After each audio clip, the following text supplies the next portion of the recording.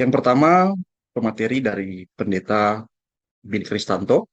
Nama Pendeta Billy Kristanto, PhD, menempuh studi musik dan teologi di Berlin, Den Haag, Jakarta, dan Heidelberg pada tahun 99. Memulai studi teologi di Institut Reform, yang sekarang Institut Reform Injil Internasional, dan memperoleh gelar Doktor Phil dalam bidang musikologi tahun 2009. Dan Doktor Theol dalam bidang teologi sistematika pada tahun 2011 dari Karlsruhe, Universitas Heidelberg, ya mohon maaf kalau saya salah penyebutan.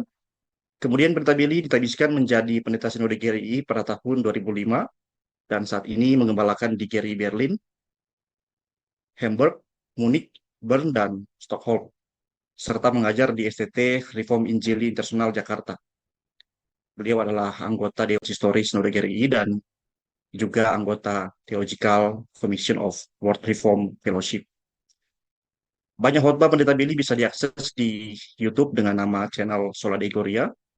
Ada ratusan video Pendeta Billy yang bisa saudara-saudara akses untuk nonton di sana.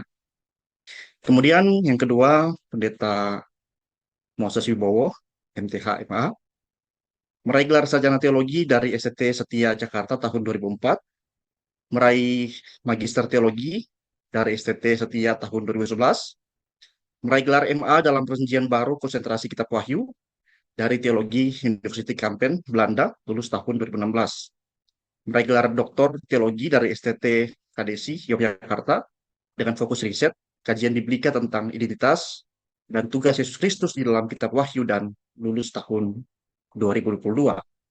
Saat ini menjabat sebagai ketua di STT Setia Jakarta dan mengampu mata kuliah hermeneutika, biblika perjanjian baru dan teologi biblika.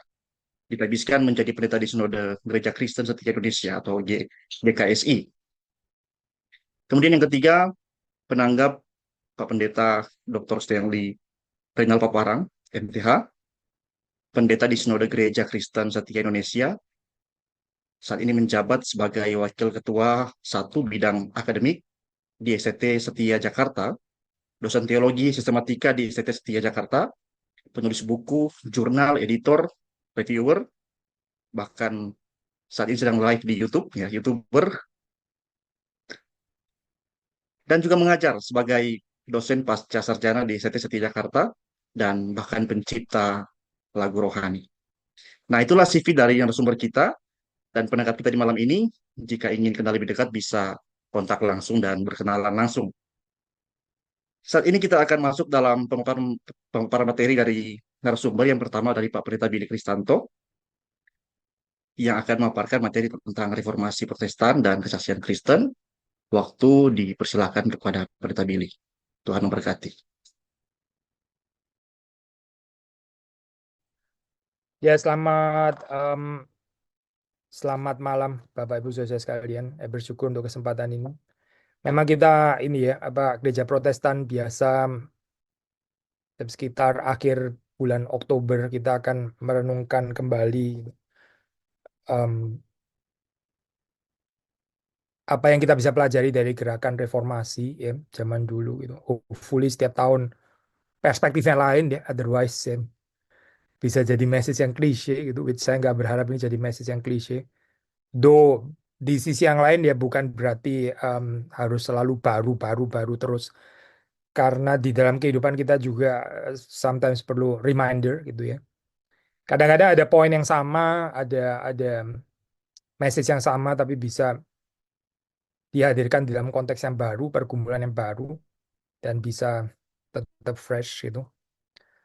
Ya, ya thank you kesempatannya ini Indonesian Reform Society dan menyelenggarakan event ini supaya kita nggak ini ya apa namanya saya amnesia ya dengan identitas kita gitu.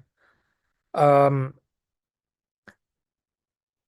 berurusan dengan ini masa lampau ya saya. Masa lampau itu kan paling nggak ada dua pendekatan yang sama-sama keliru gitu. Em, Satu pendekatan yang mengatakan ya ini sudah zaman lampau nggak ada urusannya tahun 2024 gitu ya. Saya melayani di Berlin, saya di sini ada gereja kita em, menyewa tempat gitu ya, menyewa tempat terus kemudian kita coba tanya apa mau menyelenggarakan peringatan Hari Reformasi. Ini gereja Lutheran by the way ya. Dan ya pimpinan gerejanya bilang ya itu sudah enggak sih, kita sudah enggak ini. Enggak ada peringatan-peringatan gitu lagi. Ini gereja Lutheran deh sih. Rather sad sih sebetulnya. Dulu sebelumnya ada pendeta yang lebih senior masih ada ya sih. Kita bikin apa kayak event bareng gitu, mengingat reformasi, hari reformasi. Ya. Anyway di kalender gereja, terutama di Jerman Utara ya, memang ini siapa itu kalender gerejanya hari reformasi masih ada gitu. Tapi sebagian gereja rasa ini nggak ada kaitannya dengan pergumulan tahun 2024 gitu. Itu satu ini lah ya, satu pandangan yang saya nggak tahu ya, call it kanan, ekstrem kanan atau ekstrem kiri saya nggak tahu lah ya, atau berapa ekstrem atas, ekstrem bawah. Satu lagi adalah pandangan ini apa ya kita memperingati dan kita ulang-ulang sejarah gitu. Cuma ulang-ulang sejarah gitu. The good old days ya, apa ini? Oh, alangkah indahnya zaman dulu gitu. Em, tapi kemudian kita nggak tahu bagaimana mengolah ini di dalam zaman kita sekarang. Kadang-kadang bahkan ya Sue, ini apa perdebatan di medsos juga bisa kayak gitu ya Sue, ini apa mengulang-ulang sejarah yang mungkin juga nggak terlalu ada kebutuhan ya sekarang gitu. Atau katakanlah ada kebutuhan lebih urgent sebetulnya sekarang. Tapi mengulang-ulang perdebatan yang 350 tahun lalu lah, atau 400 tahun lalu dan sebagainya. Yang mana sekarang itu sebetulnya ada agenda yang lain ya harus kita jawab gitu. Tetap dengan spirit reformatoris seharusnya gitu. So, ya inilah dua tension ini ya saya. Satu nggak peduli sama sekali masa lampau. Ah, ini kan tahun 2024 apa hubungannya dengan ini apa? Dengan 1517, 1524 ya, sudah 500 tahun itu. Kita perlu baca teologi kontemporer, kita perlu baca teologi postmodern gitu, lebih relevan. Tapi sisi yang lain ada semacam orang yang biasanya ini konservatif pasti ya gini ya, mengingat sejarah, tapi terus kemudian jadi nggak tahu bagaimana kontekstualisasinya di dalam zaman kita sekarang ya. Ini menurut saya dua-duanya problematis sebetulnya gitu ya, dua-duanya problematis gitu karena kita nggak dipanggil untuk melayani orang 500 tahun lalu sih gitu. Mereka sudah mati semua sudah. Ngapain melayani mereka gitu ya. Kita harusnya melayani orang-orang di dalam zaman kita gitu kan ya. Di dalam konteks kita, tantangan kita itu apa gitu. Ya, good. Tapi nanti ada penanggap ya. Mungkin ya bisa ditanggapi terbagian itu. Sebelumnya saya mau doa terlebih dahulu. Mari kita berdoa ya sekali lagi. Tuhan kami menyerahkan untuk em, acara pada malam hari ini. Kami mohon supaya Engkau memberkati di dalam segala keterbatasan waktu, keterbatasan kami semua juga, keterbatasan hamba-Mu, kami berdoa supaya apa yang kami perbincangkan, kami sharingkan boleh Tuhan pakai untuk menjadi berkat bagi kami semua yang mencintai Tuhan, yang mencintai pekerjaan Tuhan, karya Tuhan di dalam sejarah, dan kami berharap Roh-Mu yang kudus, Roh yang sama, boleh menggerakkan kami juga di dalam takaran kami masing-masing untuk berbuah bagi Tuhan di dalam kerajaan-Mu. Demi Yesus Kristus kami berdoa, kami bersyukur. Amin. Saya akan pakai ini ya, saya apa PowerPoint itu at least untuk apa slide-nya mungkin akan sedikit menolong kita di dalam apa ngikutin outline deh. So, sekali lagi ini selamat malam untuk kita semua yang ada di sini Zoom ya. Mungkin ada juga yang mendengarkan via YouTube ya. Saya nggak bisa lihat di sini, tapi sudah ada di sana ya. Hopefully kita bisa berkomunikasi dengan baik dan saudara mendapat berkat. Um, let me share ya ini ya, Bang. PowerPoint. So, ya harusnya oke kan ini ya. Kan judulnya kita Reformasi Protestan dan Kesaksian Kristen ya. Let's start dengan kesaksian ya, Shay. Kesaksian itu apa gitu ya. Kesaksian itu testimoni, testimonia ya. Nah, kita mau melihat ini testimoni ya ini ya. Ini sebagai paradigm ya, di dalam kehidupan Kristen, bukan cuma kadang-kadang, tapi seluruh kehidupan kita itu harusnya adalah satu kesaksian ya, kesaksian. Nah, apa artinya testimoni ini, mungkin kadang untuk mengerti satu hal ya kita perlu mengerti juga yang bukan itu apa gitu ya. Yang bukan itu apa gitu. Tapi waktu kita mengatakan ini paradigma kehidupan Kristen ya, seluruh kehidupan saudara gitu, whether kita beribadah ke gereja atau ini apa waktu saudara bekerja, kehidupan keluarga ya, even ya di dalam hal yang paling sederhana itu harusnya menyaksikan Injil yang kita percaya, menyaksikan Kristus yang kita percaya ya. Saya cepat saja gitu, istilah bahasa Jerman Sitz im Leben, tapi ini istilah internasional ya kalau dunia teologi itu setting in life ya. Maksudnya ini sebetulnya apa sih testimoni itu ya, witness ya, martyria ya, martyr, um, Sitz im Leben itu sudah tahu hadirnya itu bukan di lapangan sepak bola, bukan itu, bukan di supermarket ya. Supermarket nggak ngomongin tentang witness di situ. Juga bukan di tempat-tempat yang lain, tapi kita tahu istilah testimoni atau witness itu ada di ruang pengadilan deh. Orang yang bersaksi itu ada di ruang pengadilan gitu. So, waktu kita katakan orang Kristen itu adalah orang Kristen yang bersaksi, kita itu seharusnya tahu bahwa kita itu settingnya ruang pengadilan. Ruang pengadilan itu bukan theme park ya, bukan theme park itu, bukan itu. Theme park itu tempat yang menyenangkan mungkin ya gitu. Ini bukan restoran Michelin star atau apa, bukan. Ini tempatnya ada nggak enak sebetulnya gitu ya. Pertanyaannya waktu kita bicara itu ruang pengadilan, siapa yang sedang dihakimi gitu kan ya? Siapa yang dihakimi di sana gitu? Yang dihakimi itu Kristus ya di situ oleh pengadilan dunia. Kalau sudah baca di dalam Yohanes khususnya ya Injil Yohanes, sudah akan mendapati bahwa ya Yohanes Pembaptis ya, dan juga murid-murid sih itu disebut saksi gitu. Nah di situ ya waktu bicara saksi di situ sudah langsung apa menunjuk ya mengantisipasi bahwa Kristus ini akan disalib gitu. Kristus akan dianiaya, akan dibunuh, dan murid-murid itu dipanggil untuk menjadi saksinya gitu. Pertama sebelum itu Kristus sendiri adalah saksi bagi Bapaknya ya. Dia menyaksikan Bapaknya ya. Kristus menyaksikan Bapa. Murid-murid ya itu menyaksikan Kristus. Berarti ini sudah ada teologi salib ya. Even di awal-awal Injil Yohanes sudah bicara tentang teologi salib gitu. Meskipun ceritanya baru mulai. Poin saya adalah ini kalau saudara mengerti ya spirit ini, maksudnya sis im Leben ini, dan kita tahu bahwa dunia ini sedang menghakimi Allah yang sejati dengan penghakiman yang congkak, ya, penghakiman yang sombong itu. Lalu saudara dan saya perlu courage perlu keberanian untuk bisa menjadi saksi Kristus. Ini bukan tentang perdebatan kalah menang, saya bukan itu, bukan itu. Ini bukan tentang siapa yang logikanya lebih triumfan, lebih tajam, lebih jenius, lebih lebih pinter dan sebagainya. Bukan tentang itu, saya bukan. Ini adalah tentang bagaimana menyaksikan Kristus yang sedang didakwa ya di ruang pengadilan itu. Nah, kalau saudara melihat di dalam perjalanan kehidupan murid-murid ya, satu persatu akhirnya menduduki kursi Kristus yang didakwa itu gitu. Tadinya kan Yesus yang terdakwa gitu ya, dia yang di-accuse ya, di-accuse ini apa? Penghujat lah dan sebagainya. Lalu mesti ada murid-murid yang menyaksikan gitu. Menyaksikan tentang Kristus. Pada akhirnya nanti murid-murid itu satu persatu juga akan memikul salibnya masing-masing. Mereka juga akan ditarik ke ruang pengadilan. Ini loh saya. Sitz im Leben dari kesaksian itu ada di situ. Sangat kait erat dengan teologi salib. Ya.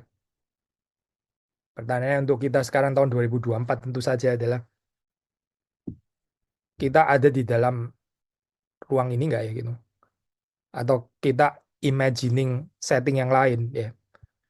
Karena witness testimoni itu urusannya adalah dengan ini dengan ada yang menghakimi ya, ada yang dihakimi, nah, ada yang bersaksi. Bukan kebetulan Ini ya, Roh Kudus itu disebut sebagai Parakletos. Kalau saudara mau taruh di dalam ruang pengadilan ini juga ya, itu dia yang membela kita. Yesus pun ya adalah Parakletos. Roh Kudus itu another Parakletos gitu. Konteksnya lagi-lagi ya bisa ditaruh di dalam ruang pengadilan. Nah, ini apa artinya untuk teologi saudara dan saya? Apakah teologi kita keluar dari penderitaan karena nama Tuhan? Kalau nggak mau pakai istilah penganiayaan ya, mungkin nggak semua kita layak untuk menjadi martir. Nggak bisa dipaksa juga sih soal itu. Tapi apakah teologi kita itu keluar dari jalan salib pengikut Kristus? Itu pertanyaannya. Baru kita bisa bicara saksi ya, testimoni ya. Eh, Calvin, ya, salah satu reformator, dia bicara tentang kesaksian Roh Kudus di dalam hati. Ya. Ini dasar ya. Kepercayaan kita akan kitab suci, akan Yesus Kristus, ya, Allah Tritunggal, itu adalah ada kesaksian Roh Kudus yang internal ya. Bagi Calvin ini more excellent than all reason. Bukan kekuatan otak, ya, bukan kekuatan logika ya, bukan gitu. Tapi kesaksian Roh Kudus. Tentu ini bukan mengatakan bahwa saudara waktu bersaksi nggak perlu pakai otak. Ya bukan itu, ya. Jangan ditarik ekstrim ke sana gitu ya. Tapi kalau kita jujur dalam hati ya, kita ini lebih bergantung kepada apa ya? Solidnya logika kita gitu, atau lebih bergantung kepada kuasa Roh Kudus.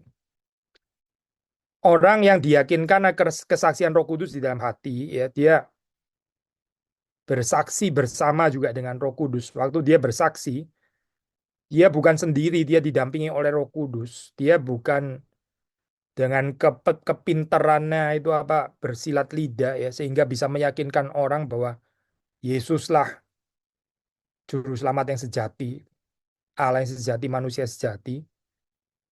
Tapi ini kesaksian bersama dengan Roh Kudus. Sebelum kita bersaksi, ya, Roh Kudus sudah menyaksikan siapa itu Yesus Kristus.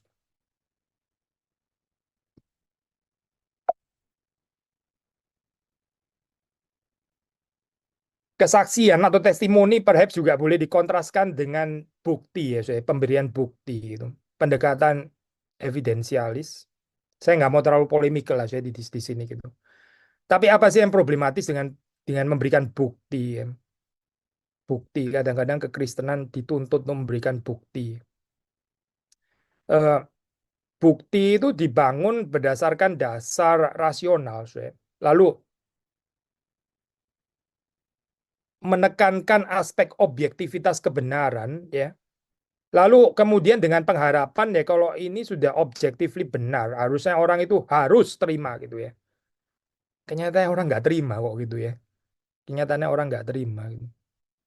Bukti itu kita pikir dengan adanya bukti, terus kemudian orang itu jadi terbungkam, nggak bisa lagi melawan, nggak bisa lagi berdalih, lalu terus kemudian you harus percaya ya, karena it's more reasonable, karena ini menurut rasio ya, menurut rasio ini adalah eh, ya lebih powerful gitu.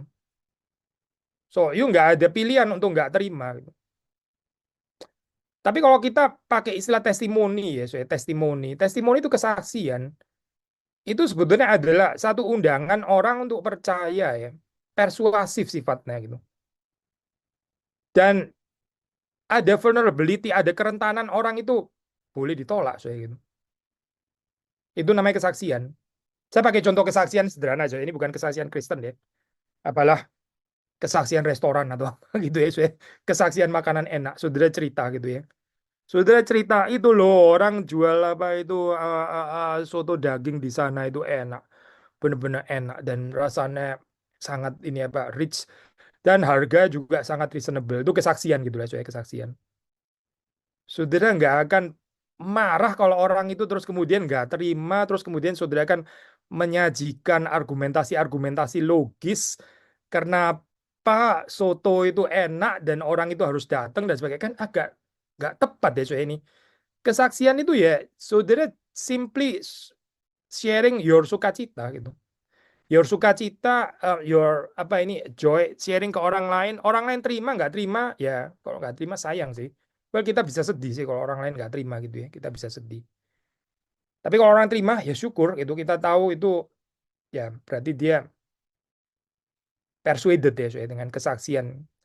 Dan itu bukan karena saudara dan saya yang hebat memberikan kesaksian, tapi lagi-lagi karena ada kesaksian Roh Kudus di dalam hati mereka. Lalu kita hanya dipakai saja gitu. Em, Pendekatan evidence ini ya, Soe, ini sebetulnya ya agak asing saya di dalam tradisi reform gitu. Kalau saudara ini ya baca itu apa pendekatan evidence ini bukti itu em, ya sepertinya dari tradisi teologi yang lain gitu. Ya, nanti kalau ada tanggapan silakan deh ya. Tapi kita ini ya secuil-secuil gini ya, ini overview. Nah, kalau kita bilang kesaksian ya, itu kan berarti mengasumsikan adanya pengalaman hidup bersama dengan Tuhan. Otherwise, apa nih yang mau disaksikan gitu kan ya, ya. Kalau kita nggak punya pengalaman hidup bersama dengan Tuhan, lah mau saksi apa coba gitu? Apa yang saudara mau saksikan?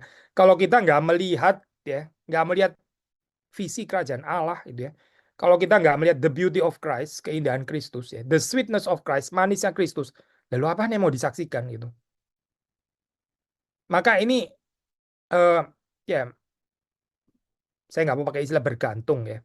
Bergantung sih selalu bergantung pada Tuhan. Tapi ini mengasumsikan adanya pengalaman hidup bersama dengan Tuhan. So kalau kita nggak ada pengalaman hidup bersama dengan Tuhan, ya kesaksian kita akan kosong kalau nggak mau dikatakan ini ya, Pak. Kosong ya, paling nggak miskin gitu, miskin. Ya, tadi loh contoh ya, saudara mau cerita soto daging itu enak, lah tapi saudara sendiri nggak pernah menikmati soto daging itu, lah poinnya apa coba gitu saya.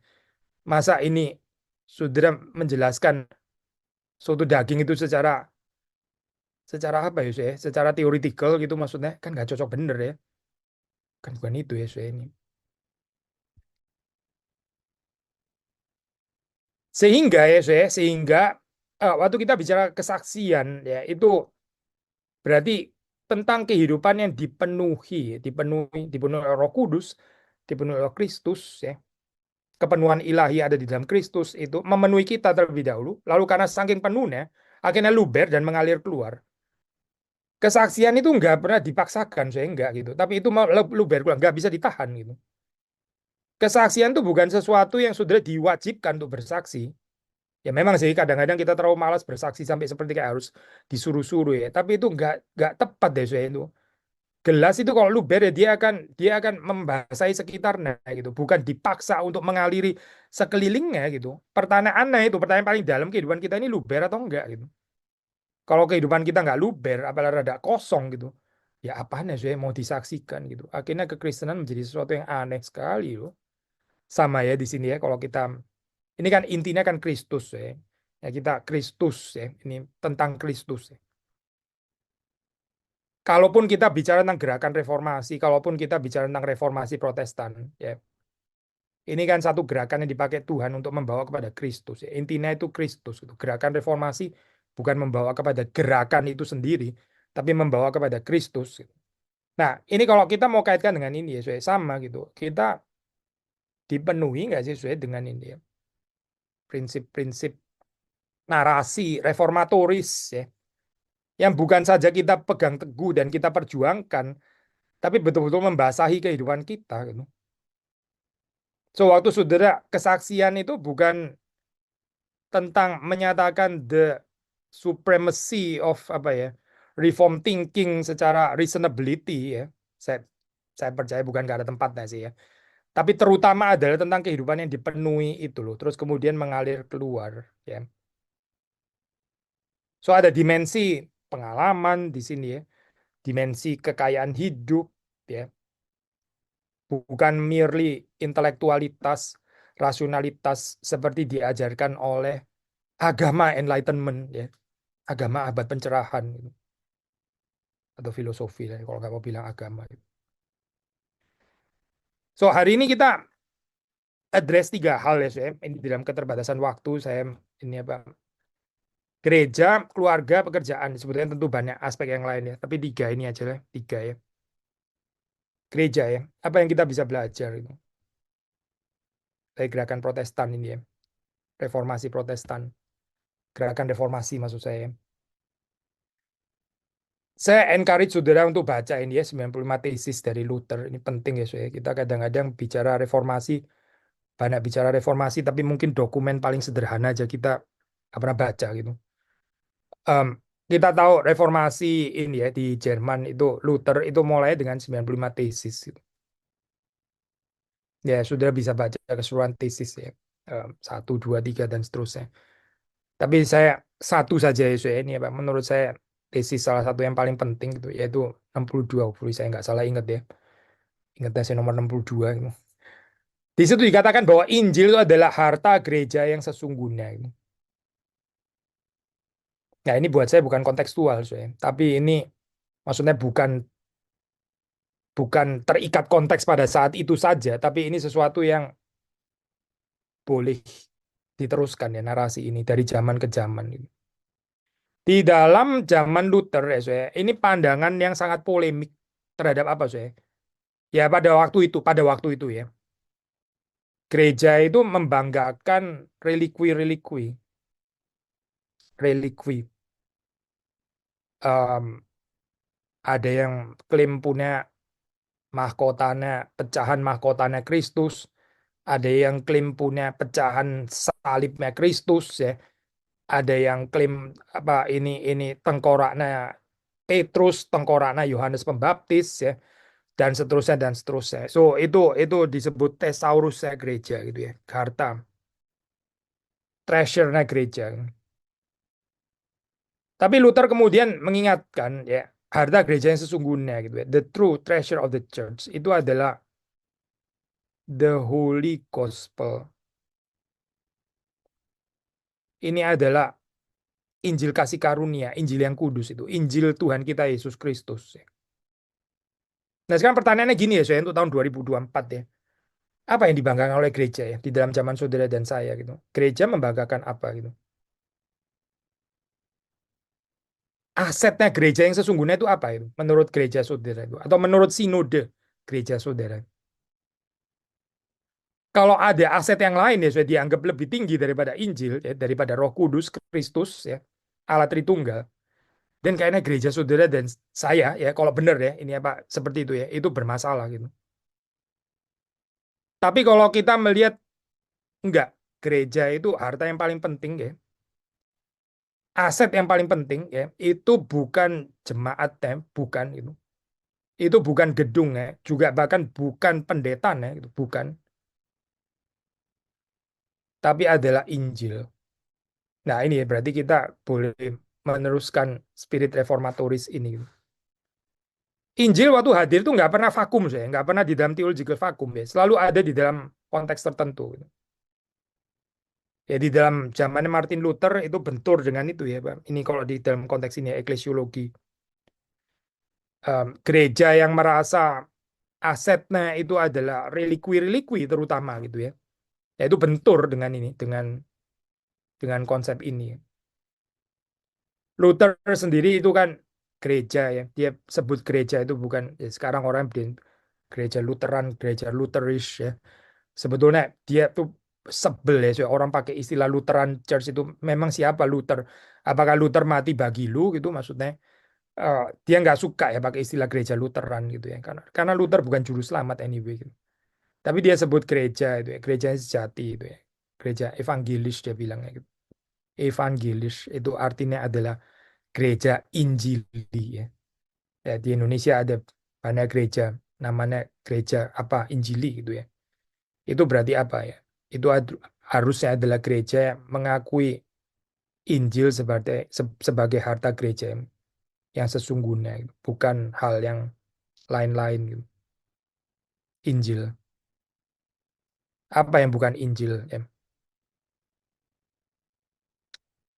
Dari gerakan reformasi kita juga melihat pentingnya pelayanan pastoral ya, saya. Pentingnya pelayanan pastoral gitu. Ini em, saya nggak against media sosial lah, saya bukan gitu. Maksudnya saya sendiri juga ada media sosial gitu ya. Tapi belakangan ini ya itu makin kenceng konsep hamba Tuhan selebriti ya, saya. Selebriti hamba Tuhan. Saya ngomong ini bukan iri ya, saya jangan don't get me wrong, saya nggak iri, bukan gitu maksudnya. Eh, tapi pendeta yang mau jadi apa ya ini influencer dan seterusnya gitu ya, ini apa dan seterusnya gitu. Ya motivasinya bagaimana ya, ya itu Tuhan yang tahu lah ya. Saya juga bukan di dalam posisi untuk menghakimi gitu. Tapi gini saya persoalannya ya, ini di dalam zaman yang seperti ini ya, di mana ternyata bukan cuma Gordon Ramsay loh yang bisa terkenal sebagai chef ya. Ternyata bukan cuma Taylor Swift loh sebagai artis yang bisa terkenal. Ternyata ya, pendeta juga bisa loh ternyata jadi selebriti gitu ya. Why not? Misalnya gitu ya. Nah biasanya yang akan dikorbankan itu apa saya? Pelayanan pastoral. Pelayanan pastoral jadi nggak menarik lagi saya gitu. Karena kita lebih sibuk akhirnya gimana mempengaruhi orang ya daripada ini apa sih besuk ini ngabisin waktu gitu ya. Sudah perjalanan 1 jam, balik lagi 1 jam, besoknya 1 jam, 3 jam hilang dan saya cuma untuk satu orang. Apa ini kayak gini nih? 3 jam hilang untuk satu orang ya. Mendingan saya bikin ini enggak sih klip yang ya 10 menit gitu ya. Bisa berapa klip itu 3 jam dijadiin 10 menit gitu ya. Dan viewer saya berapa coba ya dengan 10 menit, 10 menit, 10 menit itu ya. Tapi kalau sudah melihat di dalam gerakan reformasi ya itu keunikan pandangan dari ini apa Luther dan yang lain-lain ya. Karena mereka mengerti ya pentingnya mencintai domba-domba Tuhan. Eh, hamba Tuhan itu bukan bukan urusan karir saya bukan gitu. Bukan bagaimana makin lama makin terkenal gitu ya, bukan bagaimana makin lama makin populer, tapi bagaimana makin mencintai jemaat Tuhan, bagaimana makin makin merindukan jemaat itu semakin menyerupai Kristus gitu. Dan itu bisa tanda kutip ya, wasting time loh, wasting time gitu.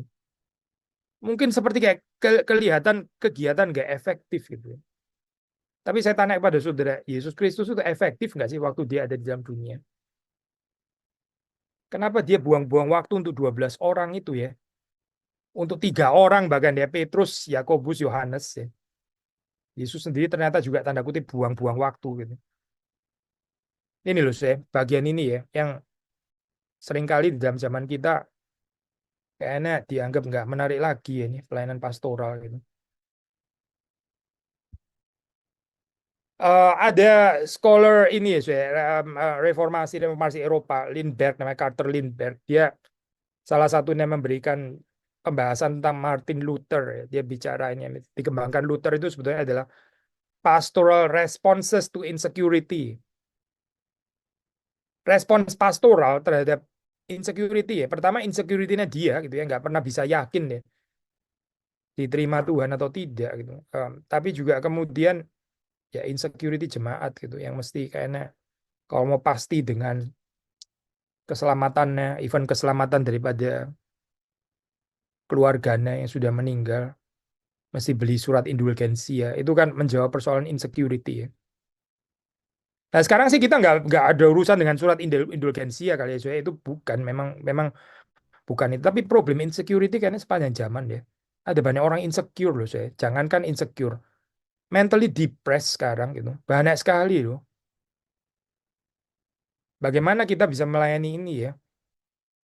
Orang-orang yang insecure, yang mentally depressed ya, yang kepahitan, disappointed dan seterusnya dan seterusnya.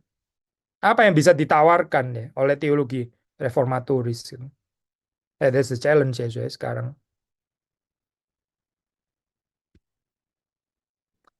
Saudara kalau melihat di dalam teologi reformatoris ya, in general, saudara bisa melihat itu pendekatannya itu lebih bottom up ya.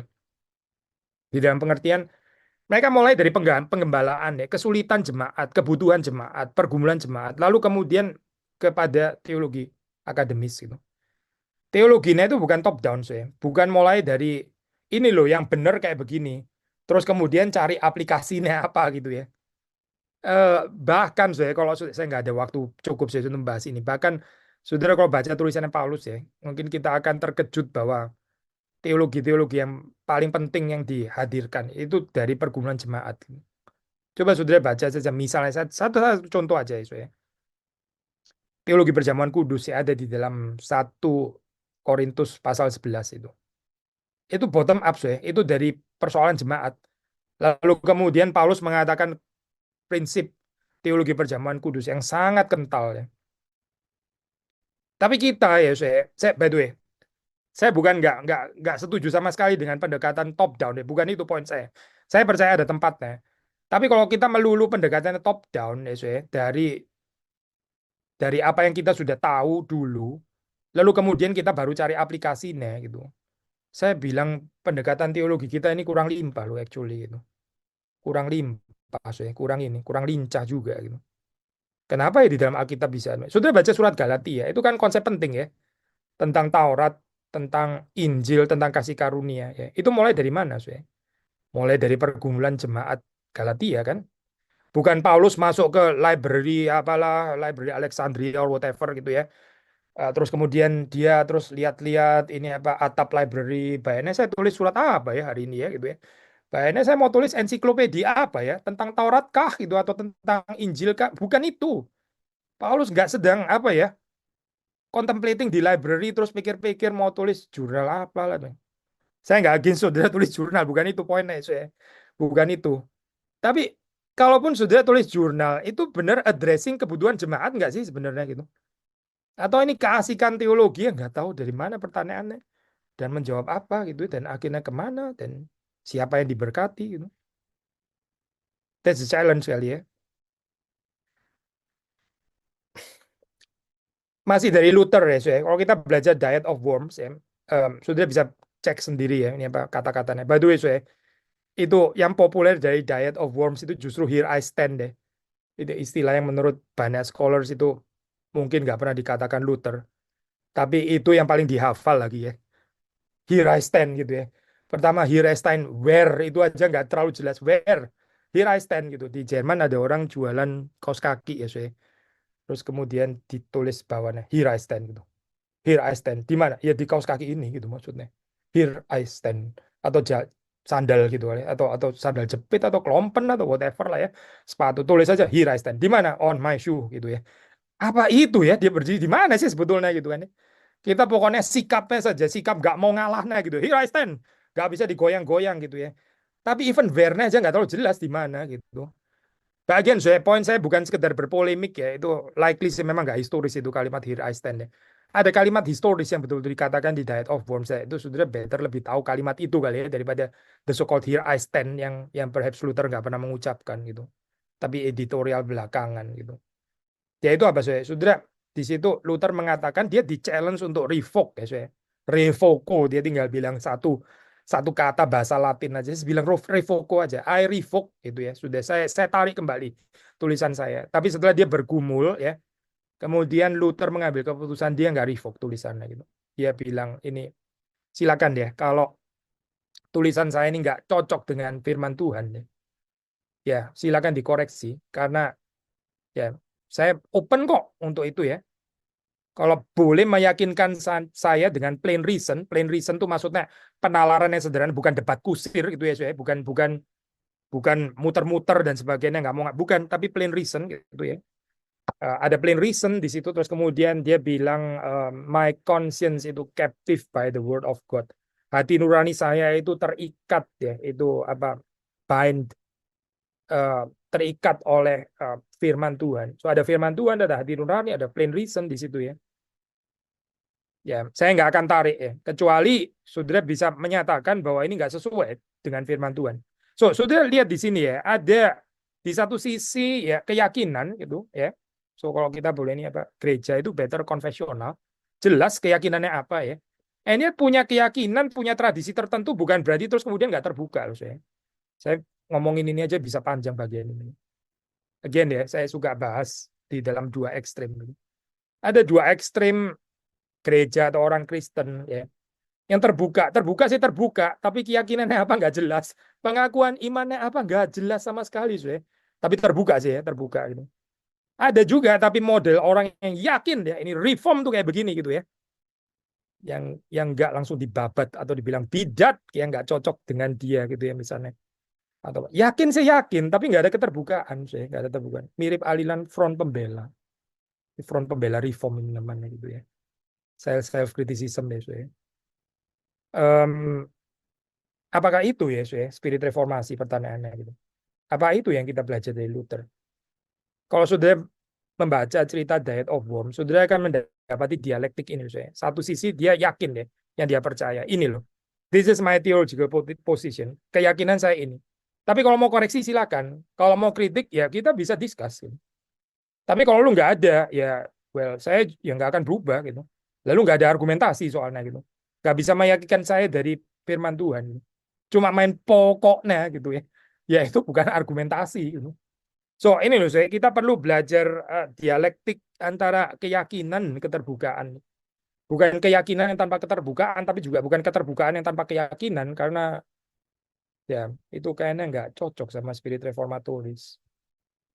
Berikutnya saya ini urusan makan sosis dan kebebasan Kristen. Nah, saya kalau sudah baca ini ya Pak, cerita reformasi di Swiss itu dimulai dengan makan sosis, ya, makan sosis. Makan sosis waktu minggu-minggu Lent. Ya. Wah, itu tindakan luar biasa polemikal ya. Kalau di Jerman kan mulai dengan 95 tesisnya Luther. Ya. Kalau di Swiss itu mulai dengan makan sosis ya. Memang waktu itu ini ya, Zwingli sendiri nggak makan sih ya. Dia hadir tapi di sana gitu. Dan dia terus kemudian encourage orang makan sosis ya. Dia bahkan mengkhotbahkan tentang makan sosis gitu. Karena waktu itu saya itu orang di dalam masa Lent itu menurut peraturan gereja ada larangan yang nggak boleh makan ini, nggak boleh makan itu, nggak boleh makan itu ya, pantang gitu.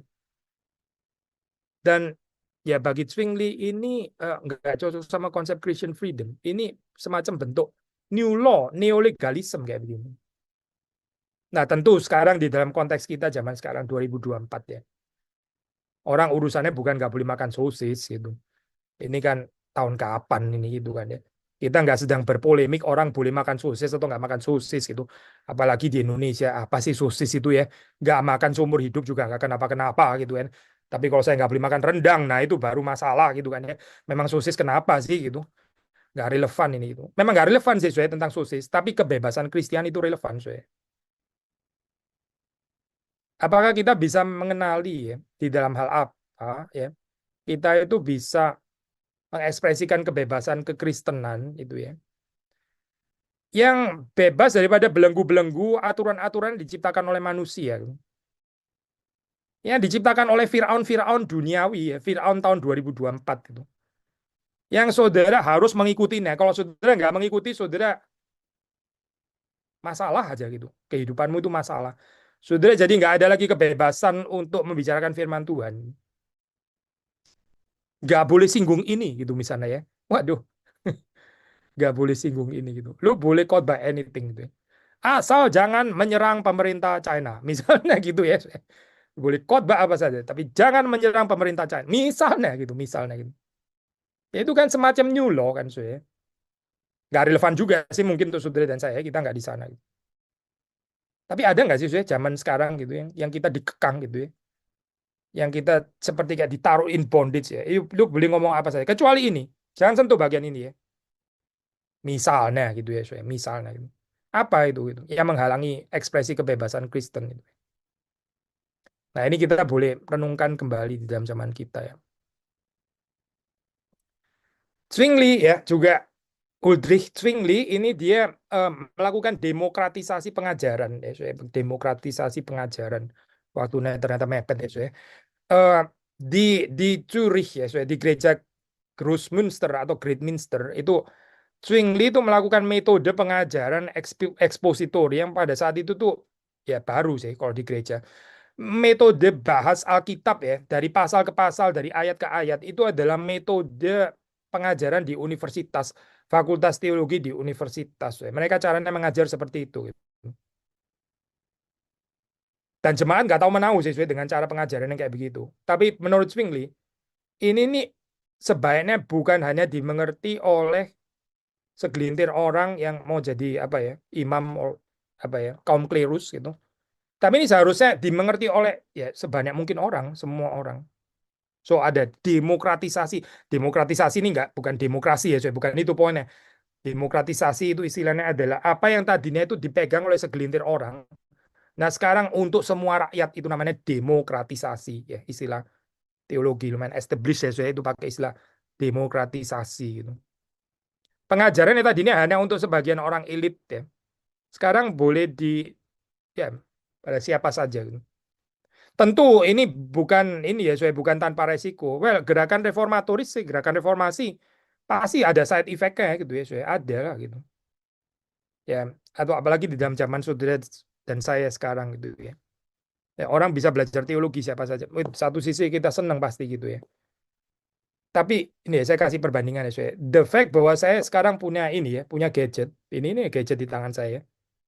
Lalu saya bisa foto apalah gereja arsitektur katedral. Itu nggak otomatis menjadikan saya fotografer ya, saya. Hanya karena saya pegang gadget ini terus saya bisa terus kemudian saya mendadak fotografi gitu. Fotografer. Mungkin enggak loh. Nah, ini kadang-kadang yang ini ya, saudara perlu waspadai gitu. Ya, satu sisi ada orang belajar teologi senang ya. Sisi yang lain terus kemudian bisa menjadi apa ya? Belajar teologi juga kalau lebih baik daripada saya yang self study dan seterusnya. Hati-hati ya saya. Hati-hati gitu. Kita bukan mau menyembah orang yang belajar teologi enggak juga sih gitu. Enggak perlu disembah juga gitu ya. Tapi ini ya saya sama tadi loh saya. Ini the fact bahwa saudara bisa masukin pizza ke oven bukan berarti saudara otomatis jadi chef loh. Iya kan?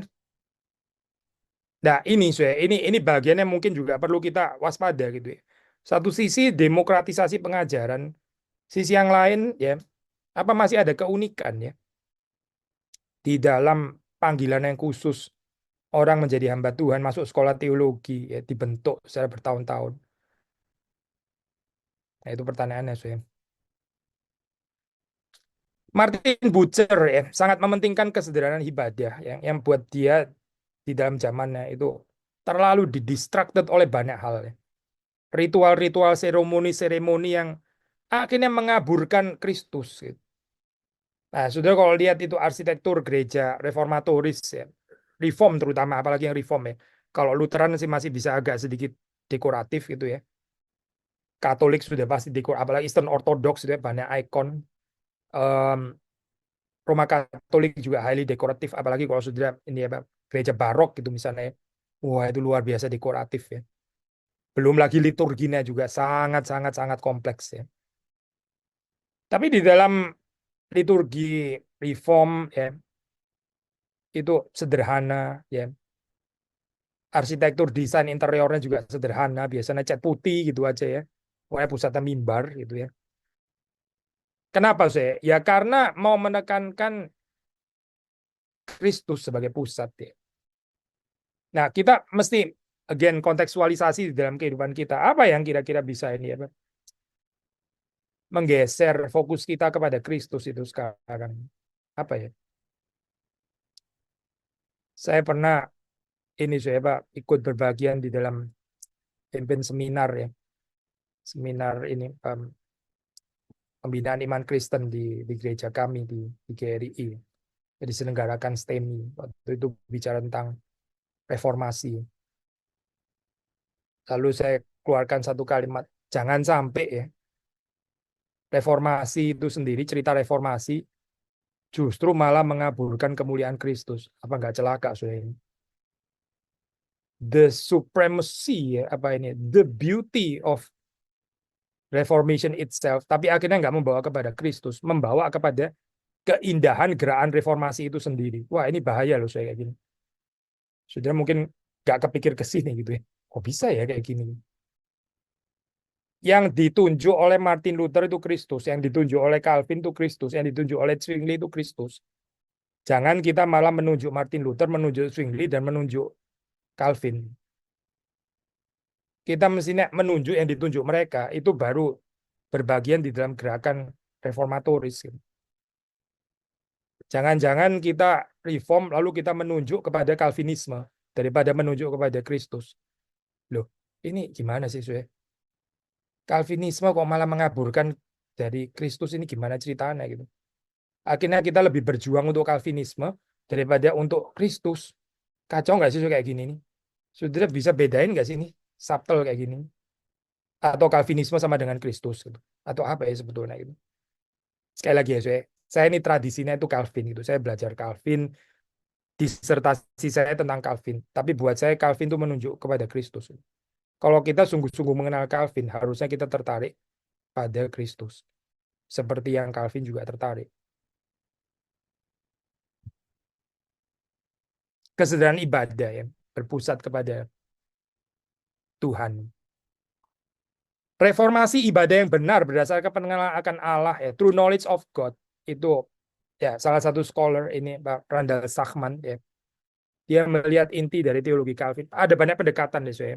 Tentu satu scholar dengan scholar yang lain bisa ada beda pendapat. Saya sendiri di disertasi saya tulis tentang fokus um, glory of God, kemuliaan Allah ya. Um, tapi ini salah satu untuk pendekatan melihat center di dalam ini ya. Um, ya gerakan reformasi yaitu true worship ya berdasarkan true knowledge of God, bukan superstition, bukan tahyul. Karena without true knowledge of God, ya nggak ada true worship, saya. Itu worshiping idols namanya. Worshiping something else, bukan Allah. Karena kalau kita mau ada ibadah yang benar, ya Pak, harus ada Allah yang benar yang disembah. Gitu. Sederhana ya, saya. So, the whole project ya di sini, at least menurut versi dari Randall Sachman, ini adalah untuk mengenal Allah yang sejati, sehingga kita bisa beribadah dengan benar. Ini menit 49, saya baru selesai satu, saya gereja. Keluarga ya, keluarga. Keluarga itu berkat, bukan ancaman hidup mengikuti Tuhan ya. Kalau sebagai ancaman hidup mengikuti Tuhan ya sudah berarti semua orang nggak boleh punya keluarga gitu ya. Semuanya mesti saya libat kalau mesti melayani Tuhan. Gitu. Tapi keluarga itu berkat, bukan penghalang pekerjaan Tuhan. Poin ini sederhana ya sebetulnya gitu. Tapi kita bisa belajar dari teologi reformatoris gitu. Bahkan keluarga sendiri juga kita bisa melayani. Keluarga bukan penghancur karir saudara gitu. Tapi itu berkat yang bisa menolong. Nah, ini mungkin poinnya agak minor ya, tapi saya tetap mau sharing ya. Hal sederhana sekali, perhaps poinnya marginal ya. Sudah bisa baca di sini ya. Di dalam zaman itu biasanya ya, itu orang sangat mementingkan anak sulung ya. Anak sulung dikasih porsi yang paling besar. Tapi di dalam Lutheran teaching itu ada family responsibility to love and care equally for all their children. Ya, termasuk juga bahkan dengan dividing their wealth among all their sons. The Protestant princes fragmented their lands and power in comparison to Catholic princes who concentrated their power through primogeniture, which conferred all on the eldest son. Ya. So, tapi penekanannya ini ya, love and care equally for all their children. Nggak ada favoritism gitu. Apalagi saudara nggak dipanggil untuk ini ya, Pak itu apa ya, membuat saingan antara anak-anak gitu. Who deserve apa my deepest love gitu. Jadi favorite child atau apa ya. Waduh, jebakan banget ya kayak gitu ya. Toxic banget itu ya kehidupan family kayak gitu. Anak-anak disuruh bersaing untuk mendapatkan cinta kasih. Siapa yang paling layak dapat cinta kasih orang tuanya gitu. Nanti masuk ke dalam kehidupan gereja kayak gini lagi gitu ya. Siapa yang paling deserve untuk dicintai oleh pimpinan gereja. Mengajarkan teologi stewardship ya, bahwa kita ini dipercayakan oleh Tuhan ya. Kita bukan pemilik, tapi kita pengelola. And yet kita tetap perlu punya sense of belonging. Ya, anak-anak itu diajarkan bahwa mereka juga perlu bertanggung jawab terhadap resources yang diberikan Tuhan di dalam kehidupan mereka. Ya, Tuhan akan meminta pertanggungjawaban gitu. Mereka diminta untuk mengelola. Ini bukan untuk mengembangkan ambisi mereka pribadi, eh, keinginan mereka, hobi mereka ya. tapi bagaimana menjalankan teologi penata layanan ini di hadapan Tuhan. Mengajarkan tentang panggilan, ya, vocation, berufung, hidup itu tentang menjadi berkat, bukan bagaimana sukses financially, misalnya ya. Saya cepat aja, ya, waktunya ini menit 53. Pekerjaan sekarang. Nanti saudara kalau ada tanggapan here and there silakan ya. Sama ya, saya teologi stewardship itu di dalam pekerjaan. Em, saya kutip satu bagian ya, dan ini Calvin tentang hukum ke-8. Ini ada di Institutes. Dia singgung tentang stewardship di sini ya. Hukum ke-8 saudara tahu ya, do not steal, jangan mencuri. If a shiftless steward or overseer devours his master's substance and fails to attend to household businesses, if he either unjustly spends or wantonly wastes the properties entrusted to him, if the servant mocks his master, if he divulges his secrets, if in any way he betrays his life or goods, if the master, on the other hand, savagely harasses his household, all these are deemed theft in God's sight. Kita kan dipercayakan oleh Tuhan, ya, saudara. Kita diharapkan juga untuk mengelola dengan baik, dengan benar, ya. Yang dipercayakan Tuhan, waktu kita kembalikan kepada Tuhan, ya, itu ada laba, ya, ada laba ya. Berarti talenta yang ada pada kita itu nggak mandek gitu ya, nggak stuck, tapi boleh terus berkembang. Talenta di dalam pengertian yang luas ya, maksudnya bukan cuma talenta bakat, tapi everything sih ya. Kesempatan saudara studi, uang, harta, waktu, kesehatan, ya, keluarga, ya, kemungkinan ini dan itu, akses ini dan itu, ya, termasuk posisi saudara gitu. Itu semua harus dikelola dengan benar ya. Pekerjaan tentu saja gitu.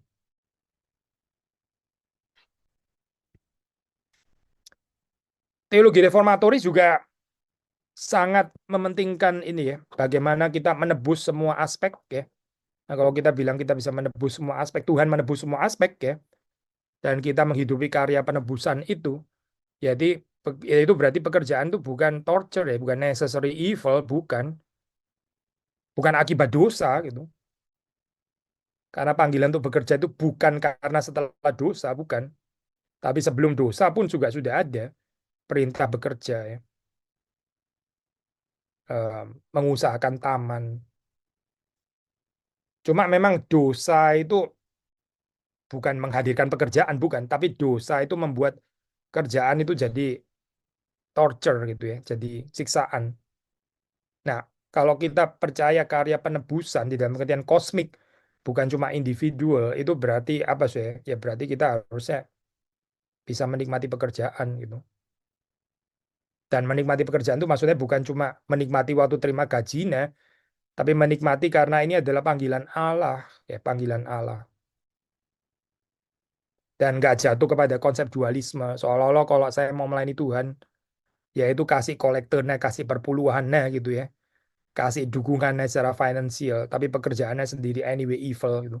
Kalau mau melayani kudus ya, melayani di gereja gitu misalnya ya, itu pandangan dualis kan sebetulnya gitu.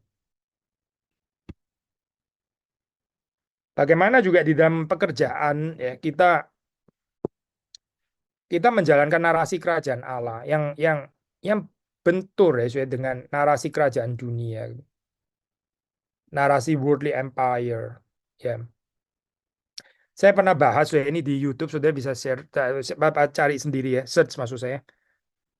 Saya pakai 7 kali kesempatan kalau nggak salah ya di morning devotion atau afternoon devotion waktu itu. Em, ini apa em, Kingdom of God, kerajaan Allah ya, narasi kerajaan Allah versus narasi kerajaan dunia, worldly empire. Kadang-kadang kita nggak sadar ya, yang kita hidupi dalam pekerjaan itu bukan narasi kerajaan Allah loh, tapi narasi kerajaan dunia, gitu. Kesuksesannya pun juga adalah kesuksesan kerajaan dunia, bukan bukan kesuksesan kerajaan Allah, gitu. So kita harus kritis dalam hal ini ya, bisa mendeteksi ya, benar nggak sih ini adalah story of the kingdom of God, atau ini jangan-jangan story with the greatness of Roman Empire, the greatness of apalah ya Babylonian Empire dan sebagainya, Egyptian Empire gitu, yang justru malah dikritik habis ya oleh firman Tuhan gitu. Narasi kerajaan Allah itu apa sih sebetulnya? Bagaimana saya menghadirkan ini ya? narasi kerajaan Allah di dalam kehidupan pekerjaan.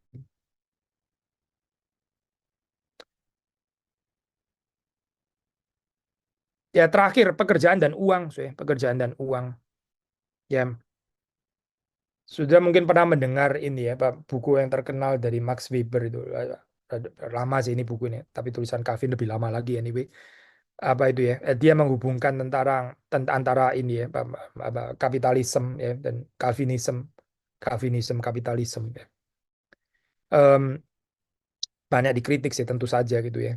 Banyak dikritik itu. Wah, Weber sendiri kan ini ya, memang bukan teolog sih. So waktu itu dia mengajar di Heidelberg ya. Mungkin dia kulaan dari Ernst Troeltsch ya. Ernst Troeltsch. Em, ada banyak problem sih di dalam tulisannya so ya, kalau kita baca gitu ya, bagaimana dia membaca Calvinism gitu, kita nggak bisa mengikuti semua. Tapi ya, despite semua kelemahannya gitu, memang ada kaitan sih, ada kemiripan ya antara ini apa orang-orang Calvinis gitu ya, memang suka bekerja keras ya. Nah, bekerja keras lalu terus kemudian jadi punya certain apa ya, uang, resources, dan mereka itu hidupnya kan hemat gitu ya, bukan hidup boros ya. Menabung ya, bekerja keras menabung. Jadi kayak kapitalnya makin lama makin besar gitu. Nah, itu terus kemudian oleh Weber dilihat seperti ada kemiripan dengan so-called kapitalisme. Kapitalisme dalam zamannya dia tentu saja gitu. Nah, tapi betul sih, Sue, waktu dikatakan orang reform itu bekerja keras ya, dan bahwa mereka itu hemat ya, karena ya mereka tahu kenikmatan itu terutama bukan di sini dan sekarang. Bukan nggak boleh menikmati hidup sama sekali, bukan ya. Bukan nggak boleh menikmati makanan, atau Calvin pernah tulis itu, Tuhan menciptakan bunga. Itu bukan cuma untuk keperluan, tapi juga untuk kenikmatan ya. Karena bunga itu ada baunya, ada warnanya, itu untuk kenikmatan juga. Orang reform harusnya bisa menikmati sih ciptaan Tuhan itu. Tapi ini benar ya, saya waktu dibilang etika kerja keras ini. Ya, kalau kita mengetahui, dan ini sangat berkaitan erat dengan theology of stewardship di atas tadi gitu. Gak kompatibel sebetulnya ya kalau kita reform tapi kita apa ya, suka bermalas-malasan gitu, slothful, terus apa ini namanya coy? Em, em, ya istilah yang sering kali dipakai oleh orang Puritan ya, idleness ya, idleness, nganggur-ngangguran gitu ya, nggak menggunakan waktu dengan baik kan, memang nggak kompatibel sesuai dengan ini, dengan kepercayaan reform gitu. So bekerja keras, tapi ya bekerja keras lalu apa gitu? Ada orang bekerja keras terus kemudian ya menabung, mungkin menabung juga ya, tapi dia juga pelit gitu. Tapi ini bekerja keras ya, eh, nggak suka untuk membebani orang lain gitu ya. Kalau kita bisa berusaha ya sudah, kita bertanggung jawab. Jangan terus hidup jadi beban ya untuk orang lain. Eh, Menabung ya. Lalu ya kita bisa mendukung pekerjaan Tuhan. Kita bisa diakoni ya. Kita bisa memberi ya. Nah ini kaitan pekerjaan dan uang ya secara sederhana. Good, mungkin bahan saya sampai di sini, ya. Ini em, ya persis menit 01. Saya serahkan kembali kepada moderator. Kita ada kira-kira 30 menit lah untuk ini apa, ya dialog atau apapun istilahnya. Ya, terima kasih. Saya berikan kepada Pendeta Billy bersama dengan kita semua. Saat ini kita berikan waktu untuk tanggapan ya. Tanggapan yang pertama mungkin akan diberikan lebih dulu oleh Pak Pendeta eh, Stanley ya, Stanley Paparang, untuk memberikan tanggapan kepada Pak Pendeta Billy dalam hal materi ini. Disilakan Pak Stanley. Oke. Terima kasih Pak Petris dan juga terima kasih untuk Pak Pendeta Billy. Saya memberikan tanggapan ada beberapa poin ya. Yang pertama Pak Billy tadi sudah menyinggung soal Zwingli dengan demokratisasi pengajaran. Hmm. Memang di dalam sejarah reformasi ada beberapa orang yang juga menempuh jalan yang sama. Misalnya William Tyndale juga dia menguasai bahasa Yunani dan Latin. Kemudian dia menerjemahkan Alkitab itu ke dalam bahasa sehari-hari. Kemudian Hmm. dia ditangkap lalu Hmm. dalam catatan sejarah sepertinya dia dibakar ya, dibakar hidup-hidup karena apa yang dia lakukan itu jalan yang sangat berani. Berbeda dengan Desiderius Erasmus, dia menempuh dengan jalan humanis ya, dengan tulisan-tulisan yang sebenarnya mengkritik Paus di zaman sebelum Luther melakukan reformasi di 1517. Tapi kemudian orang mengaitkan antara Erasmus dengan Luther, tapi pada akhirnya dalam catatan buku oleh Matthew Barrett ya, di bukunya baru terbit 2023, dia mengatakan pada akhirnya di tahun 1525 Luther dengan Erasmus itu tidak sepaham. Jadi orang kemudian melihat bahwa Erasmus itu bukan simpatisan dari reformasi. Jadi Luther juga menempuh jalan yang sama. Dia menghendaki bahwa semua orang punya akses untuk memahami kitab suci. Jadi tidak hanya menjadi konsumsi para klerus atau Paus, Luther juga, Calvin juga sama. Mereka menginginkan bahwa pemahaman tentang Injil yang tadi sudah disinggung oleh Pak Billy, Injil sebagai harta gereja yang sesungguhnya. Itu benar, karena mereka berjuang demi Injil yang sesungguhnya. Sehingga dalam menilai reformasi itu sebenarnya banyak segi. Kalau kita baca buku Barrett, sejarawan juga punya tendensi. Ada yang pro-Katolik, ada yang netral, ada yang pro-Protestan. Sehingga reformasi ini bisa dilihat misalnya dari orang pendukung reformasi, Protestan ini semua akan pro kepada Luther, Calvin, Melanchthon, dan lain sebagainya.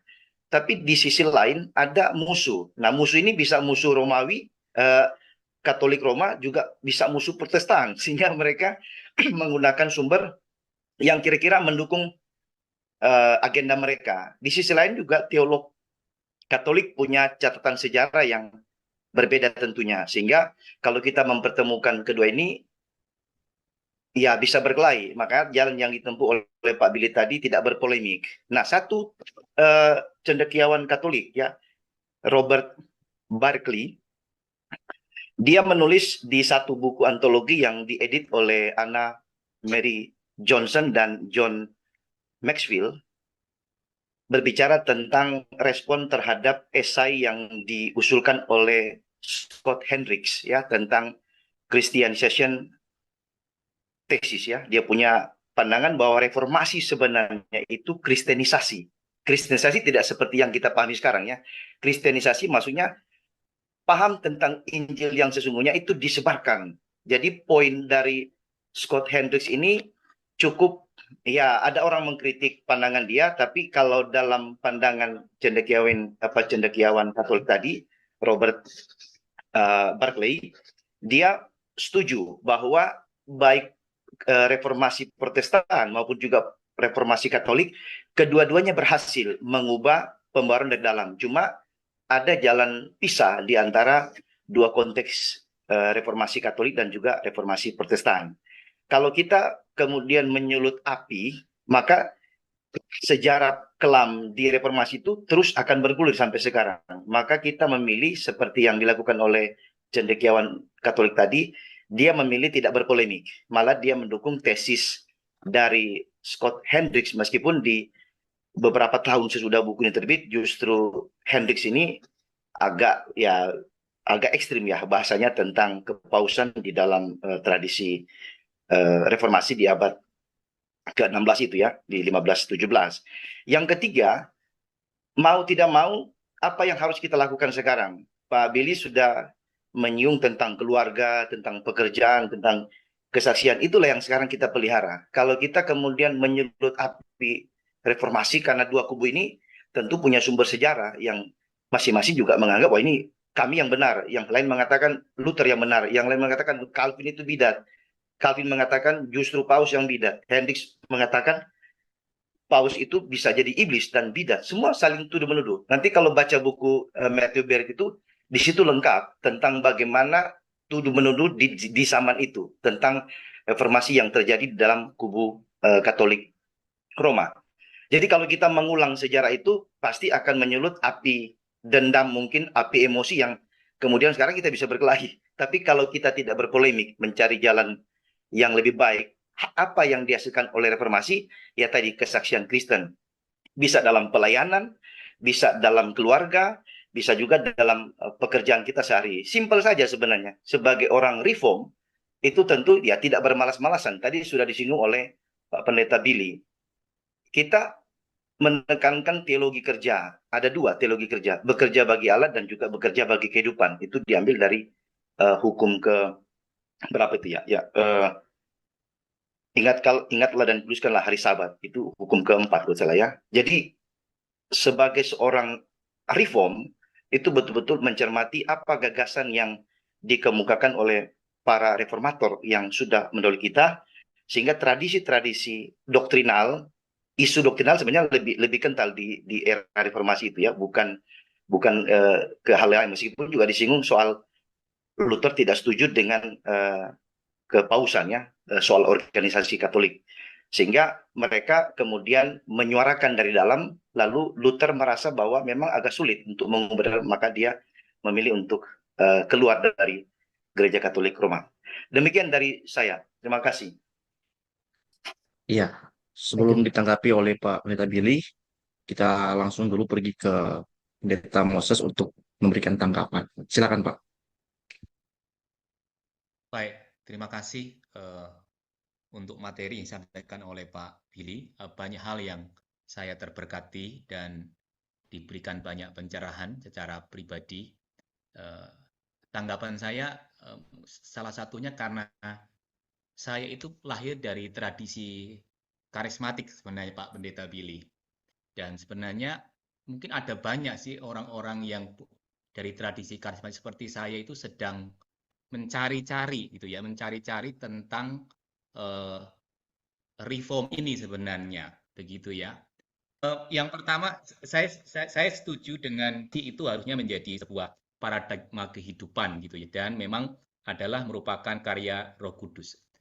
Kalau kita meyakini dan kita sudah percaya bahwa gerakan reformasi yang dimulai dari Luther itu adalah karya Roh Kudus, tentunya harusnya Roh Kudus yang berkarya pada zaman itu juga berkarya pada zaman ini. Harusnya begitu ya, dan tentu itu menjadi satu harapan bahwa kita bisa membawa dampak dari gerakan bersaksi itu pada zaman itu juga kepada zaman sekarang, walaupun Pak Billy tadi sampaikan dalam konteks yang berbeda. Tapi saya akan menggarisbawahi ada satu hal tadi saya bilang bahwa saya itu lahir dari tradisi karismatik begitu ya, dan betul sebenarnya berharap mendapatkan satu gambaran tentang reform dan personnya begitu ya, personnya. Tapi saya berbagi pengalaman saja ya di sini ya. Seringkali kami itu tidak tersandung kepada ajarannya nih begitu ya. Ketika fokus kepada Kristus begitu. Tapi seringkali kami dari tradisi karismatik itu tersandung karena personnya.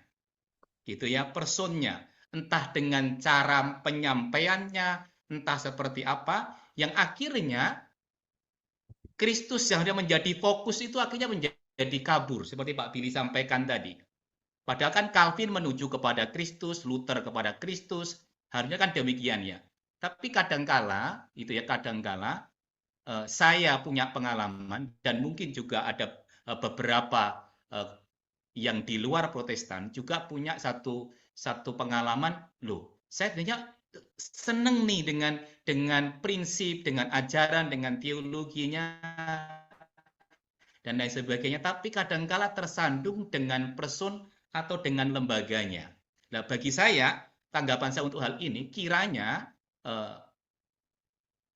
person yang telah direformasi itu, yang oleh kuasa Roh Kudus itu, dan lembaga itu, juga semakin bisa menyeimbangkan lah, gitu ya, antara teologi pengajarannya, tapi juga dengan perilakunya. Kalau itu terus bisa semakin diseimbangkan, saya juga sadar sih, Luther juga punya kelemahan, Calvin punya kelemahan, bahkan kelemahan-kelemahan itulah yang akhirnya disorotin terus ya, dipakai oleh kelompok yang bertentangan tentang Calvin gitu ya, tentang Calvin dan ajarannya.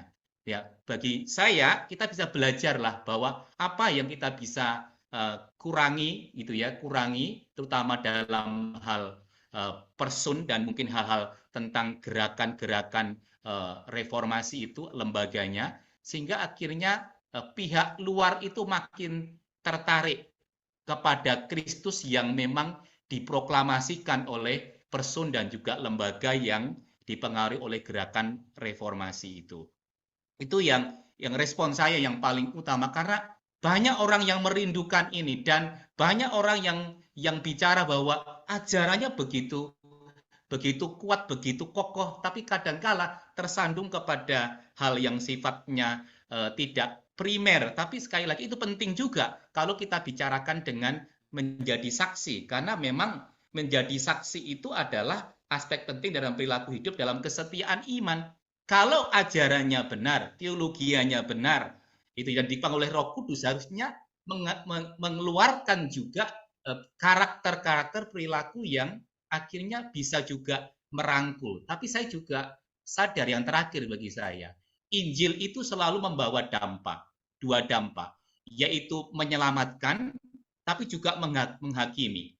Pasti kepada mereka yang tidak hidup dengan benar, semua yang menjaga Injil dan mempertahankan Injil, dan ketika mendengar tentang Injil yang murni, pasti akan merasa dihakimi, merasa disalahkan, merasa dipojokkan. Itu realita. Tapi juga mari kita sadar, ada orang yang memang menantikan Injil sebagai kabar baik.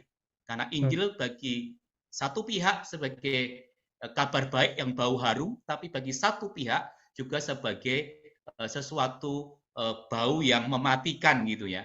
Oleh karena itu, saya terus mendorong hal ini supaya gerakan reformasi seperti yang disampaikan oleh Pak Billy tentang Injil itu adalah harta dari gereja, kiranya terus bisa dijaga, terus bisa dikobarkan semangat itu dan dipelihara oleh gereja, dan akhirnya memang akan selalu ada dampak bahwa itu menyelamatkan, dan juga ada dampak yang menghakimi, dan karena menghakimi kadang responnya bisa juga menyakiti atau membahayakan, walaupun itu tidak selalu.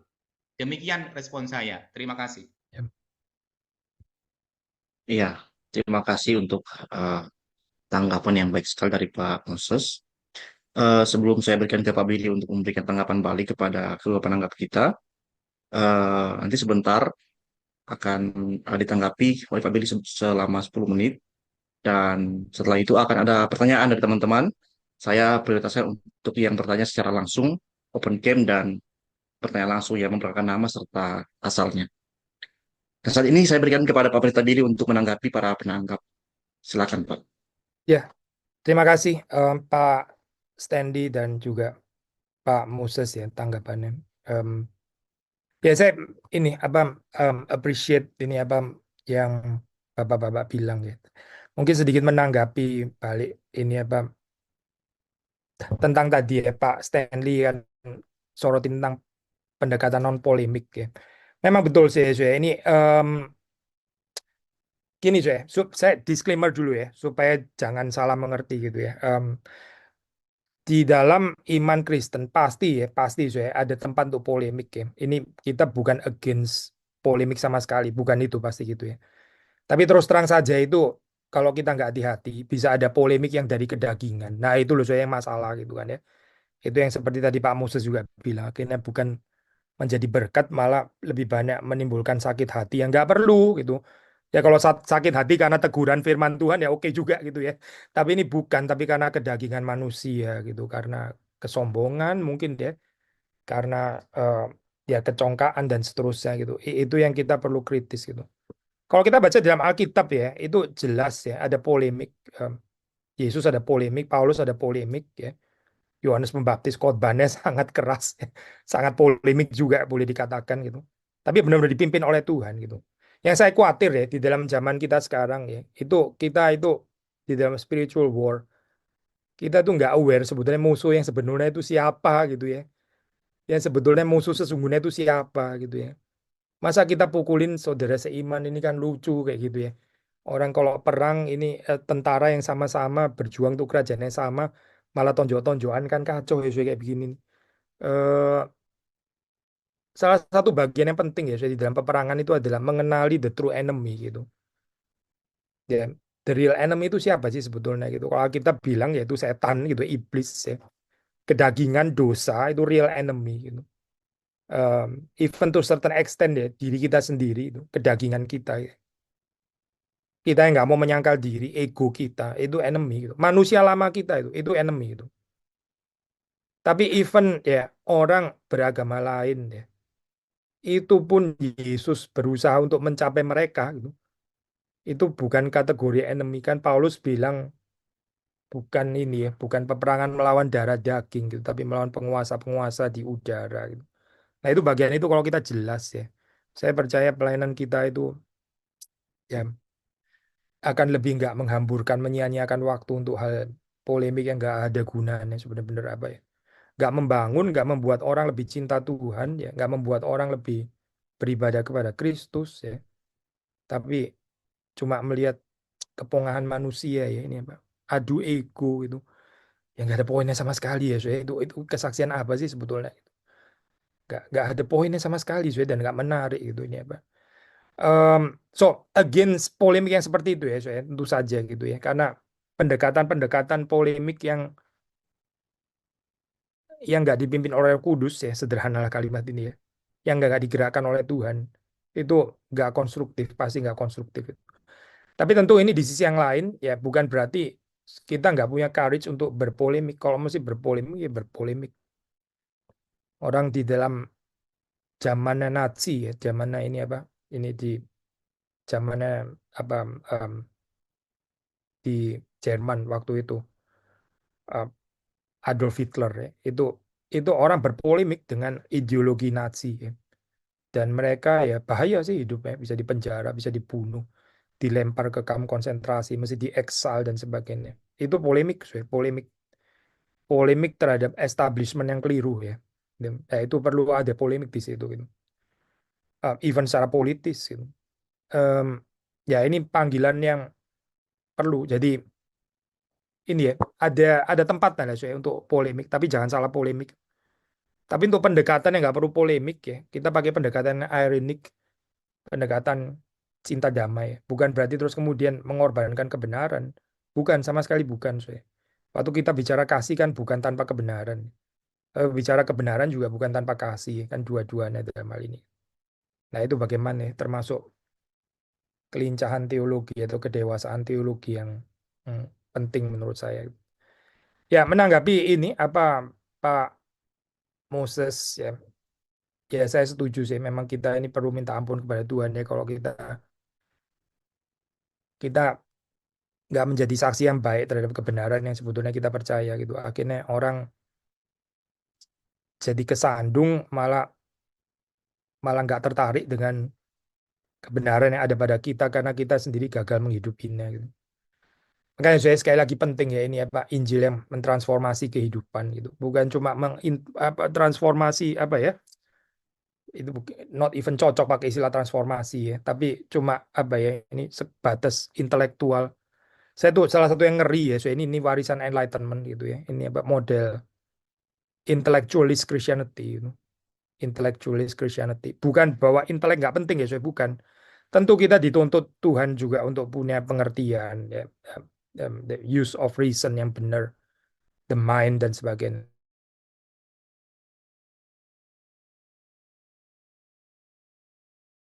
Ada banyak persoalan ya.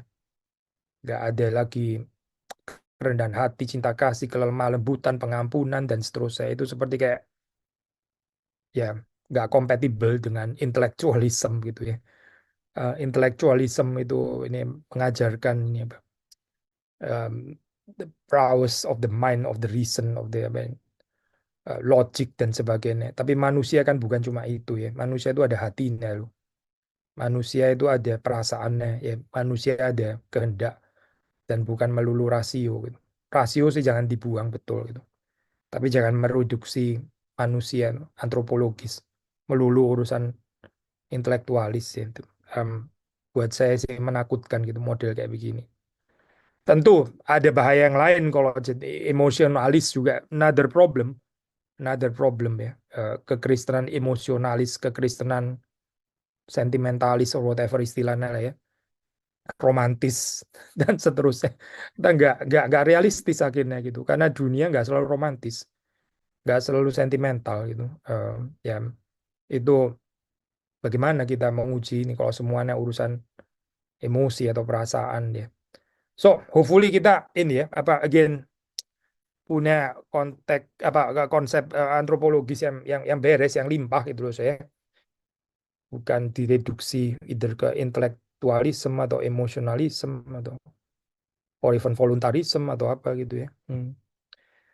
Thank you, ini tanggapannya. Saya kembalikan kepada Pak Patrick. Ya, Cuma makasih Pak tinggal Pendeta. 6 menit ini Pak, cuma tinggal 6 menit kalau boleh. Oh Ya. iya iya iya. Ya. Eh, baik. Jadi karena waktu mepet, saya berikan satu orang penanya untuk bertanya. Ini Ya, di chat open aja kali chat. ya. Ini di chat Oh, yang sudah di ada. chat ini. Ya. Saya coba baca aja ya, ini ya. Sudah ada Pak, sudah ada Pak. Saya baca yang di chat ya. Ya, silakan silakan. Dari siapa ini ya? Sandy ya tulisannya ya. Ini Pak Sandy mungkin ya itu. Bagaimana pendapat Bapak tentang gereja-gereja Protestan yang memiliki ribuan denominasi yang berbeda-beda pendapat, bahkan bertentangan satu sama lain, meskipun masing-masing denominasi mengklaim berpegang pada ajaran Alkitab, bahkan tentang Yesus Kristus banyak perbedaan. Ada gereja yang menekankan Yesus sebagai tabib ajaib, Yesus sebagai juru selamat, jarang dikhotbahkan, namun lebih banyak mengajarkan karunia-karunia Roh Kudus. Ada gereja yang menekankan Yesus sebagai Allah yang sangat kasih sehingga tidak mungkin tega menghukum manusia dalam neraka selamanya. Ya, ini memang sekali lagi ya, saya ini yang tadi saya bilang gitu ya, side effect kali ya, side effect daripada reformasi memang nggak bisa nggak bisa dicegah gitu. Tapi ya kita perlu kritis dengan side effect yang nggak dikehendaki ini ya. Ini kan gerakan reformasi bukan untuk kemudian membenarkan penafsiran-penafsiran sifatnya individual pribadi gitu, bukan kan ya. Dan kita tahu ada patokannya ya firman Tuhan, patokannya adalah kitab suci ya. Kalau kita berbeda pendapat menurut Paulus ya udah kita bisa menyerahkan kepada Tuhan ya dengan rendah hati bagaimana Tuhan memimpin ya. Kalau lain pikiranmu tentang satu hal ya, Tuhan akan menyatakannya juga ya. Buat saya ayat itu indah ya. Memang konteksnya Paulus memang bukan terutama tentang apa ya, mungkin terutama bukan tentang tradisi teologi yang berbeda-beda, bukan memang secara biblical teologi ya. Tapi saya pikir prinsipnya bisa dipakai ke sana juga gitu. Jadi kalau kita jujur ya, jujur rendah hati, ya, betul-betul mau tahu kebenaran, itu Tuhan yang akan menyatakannya gitu. Kita akan ya dibawa kepada keseluruhan kebenaran, katanya janji Tuhan ya. Roh Kudus akan memimpin kita kepada seluruh kebenaran. Ya jadi di dalam perbedaan ini ya mungkin ini adalah perbedaan yang memperkaya. Tapi mungkin ada perbedaan yang satu benar, satu keliru gitu misalnya ya. Ya kita serahkan nanti Tuhan pimpin ya menyatakan kebenaran firman Tuhan itu. Tapi kita sendiri again tadi ya, makanya saya bilang, diet of worms dari Luther. Masih ada certain openness ya untuk ini ya, dikoreksi juga gitu. Dan yang mengoreksi bukan siapa, bukan bukan manusia siapa gitu ya atau teolog siapa, yang mengoreksi ya Alkitab tuh. Asal kita jujur aja dengan Alkitab ya. Roh Kudus akan memimpin kita untuk masuk kepada kelimpahan kebenaran kitab suci itu. Saya bisa tanggapi sedikit sesuai yang sudah bilang di sini ya, misalnya Yesus sebagai tabib ya, tabib ajaib. Betul sesuai itu gambaran Yesus sebagai tabib, sebagai dokter. Itu Alkitab benar ya. Tapi kan saudara tahu ya ini di dalam perjanjian lama yaitu untuk menyatakan berkatnya Tuhan menyatakan berkat secara jasmani. Karena ini kan sifatnya progressive revelation ya. Orang di dalam perjanjian lama. Istilah perjanjian baru ya, perjanjian baru orang sudah mengenal Yesus Kristus. Di situ jelas ya, berkat jasmani itu sebenarnya menunjuk kepada berkat rohani. Nah, kalau kita sudah di dalam perjanjian baru, tapi kita masih seperti kayak seolah-olah orang yang hidup di dalam perjanjian lama, belum ada perjanjian baru. Nah, ini kan masalah ya, kayak begini. Sudah itu, kalau di dalam perjanjian lama ini barusan ada Q&A ya, ini saya melayani Q&A 2 minggu sekali, ada yang tanya ya, katanya ada janji Tuhan umur yang panjang, ya, memang betul ya, di perjanjian lama tapi lah kok ada pendeta mati muda dan sebagainya. Nah, ini menimbulkan pertanyaan, jangan-jangan pendeta itu berdosa lagi ya. Terus kena kutuk makanya mati muda. Karena kalau dia benar-benar hidup harusnya panjang umur sesuai janji Tuhan gitu ya.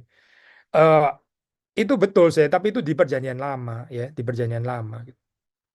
Di perjanjian baru saya itu hidup kekal, janji hidup kekal. Itu sudah melampaui panjang umur. Saudara mau panjang umur berapa lama sih di dalam dunia ini? Gak bosen tadi dunia ini. Apa nggak mendingan ketemu Tuhan aja sih? Oh masih tertarik sepanjang umur di sini tuh gimana ya? Sebetulnya mengerti nggak sih keindahan persekutuan dengan Kristus gitu? Kalau kita sudah memiliki Kristus, hidup kekal, apa artinya sudah panjang umur di dalam dunia ini? Apa artinya? Pale in comparison, pucat langsung secara perbandingan gitu. Nah makanya sudah di dalam perjanjian baru ada orang-orang yang jadi martir. Bisa nggak panjang itu umurnya? Apakah mereka kena kutuk? Bukan kena kutuk, saya bukan. Ini orang-orang yang sangat diberkati Tuhan justru bisa mengalami union with Christ sedekat ini loh gitu. Nah, sama ya saya sudah bilang Yesus tabib, betul Yesus tabib gitu. Tapi di dalam perspektif perjanjian baru kan kita mengerti ya, itu yang disoroti di situ ya. Bukan hanya sakit jasmani tapi juga sakit rohani gitu. Yesus bukan hanya mencelikan mata orang buta, tapi juga kebutaan rohani gitu, kebutaan rohani. Nah, ini loh saya. Jangan setelah kita sudah ada perjanjian baru tapi masih seolah-olah nggak punya perjanjian baru, seperti yang masih hidup di dalam perjanjian lama. Ya tafsiran teologi kita akan berdampak ya karena konsep itu gitu. Kalau kita seperti kayak nggak ada perjanjian baru, padahal ada gitu. Ini misalnya kalau saya tanggapin satu saja gitu ya. Jadi sini kan hopefully ya, saya berharap sih saudara persuaded dengan penjelasan ini ya, bahwa kita nggak bisa loh ini apa bicara Yesus sebagai tabib terutama di dalam pengertian jasmani itu nggak ada dukungannya secara perjanjian baru gitu. Maksudnya kenapa juga Yesus sendiri mati kayak begitu gitu kan? Ini apa? Ya. Dan kenapa di gereja mula-mula banyak orang mati juga seperti Kristus gitu. Itu kan pertanyaannya gitu. Ya, jadi ya bergumul saya kalau ada perbedaan ya nggak usah lempar-lemparan batu ya, itu cara primitif itu apa. Kita ya diskusi lah ya, diskusi baik-baik, diskusi orang dewasa gitu ya. Lalu kita coba lihat firman Tuhan bicara apa gitu. Ini satu pertanyaan aja sudah menit ke-30 ya, minta maaf nggak bisa jawab pertanyaan yang Iya. lain. Ya, teman-teman yang lain yang belum sempat bertanya ya bersyukur ya karena ini menjelang hari reformasi begini, ini Pendeta Billy bersyukur sekali kalau kita bisa dapat momen bersama Pendeta Billy. Biasanya sibuk yang lain ini. Jadi bersyukur bisa dengar pemaparan aja, nggak sempat bertanya bisa bersyukur aja. Eh, baiklah teman-teman, kita akan mungkin mengakhiri ya eh, webinar tadi malam hari ini. Kita akan masuk ke dalam bagian ucapan terima kasih dan doa tutup. Saya minta kesediaan dari Pendeta Dr. Stanley Paparang untuk ucapan terima kasih dan doa tutup kita di saat ini. Silakan, Pak. Oke, terima kasih. Pada kesempatan ini kami mengucapkan terima kasih kepada Pendeta Billy Kristanto yang sudah memberikan pemaparan yang sangat baik untuk bagaimana kesaksian Kristen itu bisa ditempuh di dalam proses kita beriman kepada Kristus sampai pada saat ini. Dan harapan kami dari IRS, Pak Pendeta Billy bisa untuk sesi kedua menjawab pertanyaan yang tersisa dari teman-teman kita, Pak Denny S, Domi Pote, Tony Erianto, Fao Hahau, J, dan Pendeta Joni Dius Hilo. Mungkin juga yang lain. Nanti sesi keduanya diawali dengan tanya jawab. Saya sudah screenshot pertanyaan mereka. Nanti kita akan kirimkan kepada Pendeta Billy. Sekali lagi kami mengucapkan terima kasih. Semoga pelayanan Pendeta Billy di waktu mendatang tetap diberkati Tuhan dan berlimpah-limpah dalam kasih karunia. Terima kasih. Doa penutup dengan kasih Kristus Pendeta Dr. Moses Wibowo. Dipersilakan. Silakan, Pak Pendeta. Mari kita berdoa. Bapa di surga, kami datang kepadamu melalui dan di dalam anak-Mu yang tunggal, Tuhan Yesus Kristus, yang berkarya dalam hidup kami, bahkan dalam dunia ini dengan kuasa Roh Kudus-Mu. Kami bersyukur kepadamu, Tuhan, Engkau menghadirkan hamba Tuhan, Bapak Pendeta Billy, dalam tradisi reform yang boleh memperkaya kami, memperlengkapi kami pada malam hari ini, betapa berharganya akan semua yang Tuhan kerjakan, yang dinyatakan melalui Injil Yesus Kristus. Kami bersyukur melalui hamba-Mu, kami diberikan pemahaman-pemahaman yang alkitabiah dan seimbang, sehingga kami boleh memiliki potret yang indah akan karya Roh Kudus melalui gerakan reformasi ini. Kami terus berdoa melalui hamba-Mu dan seluruh keluarga, dan juga seluruh jemaat yang dilayani, dan seluruh jenis-jenis pelayanan. Semakin banyak kesaksian-kesaksian yang berpusat pada Kristus, yang membawa banyak jiwa kepadamu dan membawa banyak orang juga bertobat. Demikian juga untuk komunitas Reform Indonesia ini, kiranya selalu juga diberkati oleh Tuhan. Dan kami yang hadir, kiranya juga Tuhan menolong kami untuk terus bisa menjadikan Injil sebagai harta paling berharga bagi hidup kami, baik di gereja, di keluarga, dan juga di dalam pekerjaan. Ini doa kami, dalam nama Tuhan Yesus kami berdoa. Amin.